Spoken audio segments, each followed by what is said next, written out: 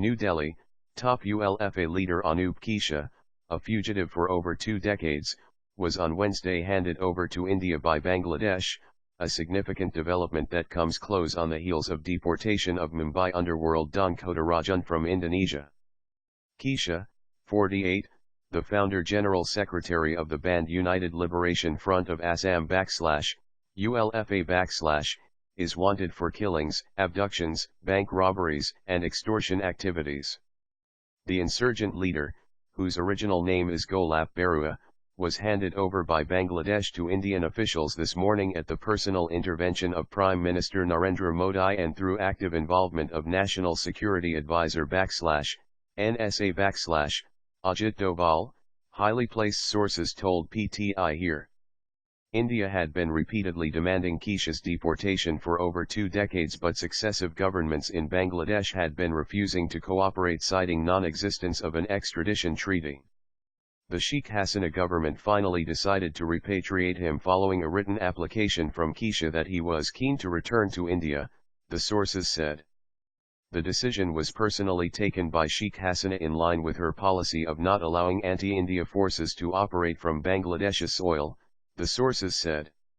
The significant development comes days after the deportation to India of Chhota Rajan, one of country's most wanted criminals who was on the run for 27 years. Chetia was in Bangladesh ever since he fled India in early 1990s. He had been arrested in March 1991, but the then Assam Chief Minister Hiteshwar Saikia released him from jail, following which he fled from India, official sources said.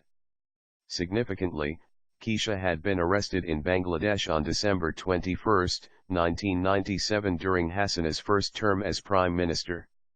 He had been arrested by Dhaka police under the Foreigners Act and Passports Act and charged with unlawful entry into Bangladesh, besides for carrying illegal foreign currencies, firearms, and satellite phone. Chetia had been sentenced to 7 years imprisonment. However, on completion of the jail term, he preferred not to be released and sought political asylum.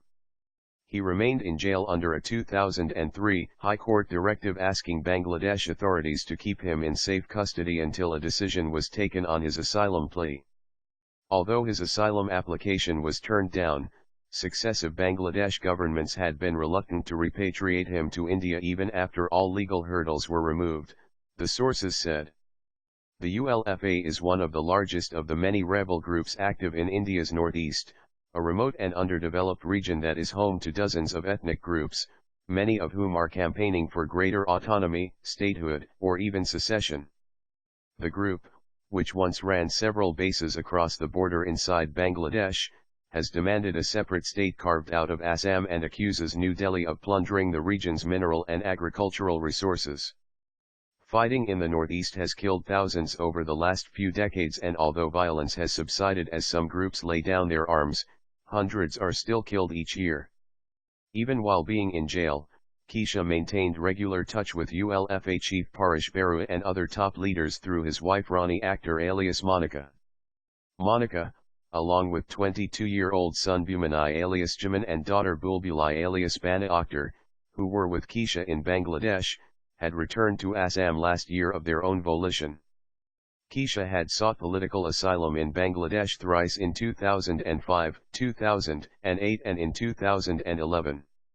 He had also petitioned the UN and other international organizations to grant him asylum abroad, claiming that his life would be in danger if he was sent back to India. In 2008, he had also appealed to the United Nations High Commissioner for Refugees /UNRWA seeking refugee status and political asylum in Bangladesh or in any other safe country, preferably Australia or New Zealand.